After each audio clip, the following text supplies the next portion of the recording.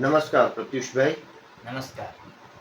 તાજેતરમાં તમે રાજકોટ ખાતે ખ્વાઈશ ગઝલનું રેકોર્ડિંગ પૂરું કર્યું છે, તો આજે તેના વિશે થોડી વાત કરીએ.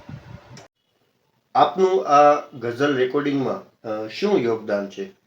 ગઝલમાં મેં તબલા વગાડ્યા છે. ખ્વાઈશ વિશે આપનું શું કહેવું છે?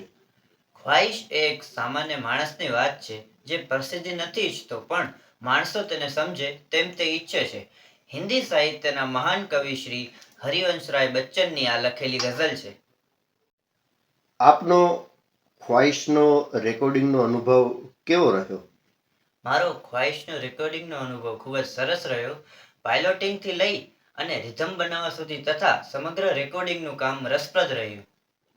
શરૂઆતમાં થોડાક રીટેક થયા, પરંતુ ઓવરઓલ ખૂબ જ સુંદર અને મેલોડિયસ ટ્યુન તૈયાર થઈ.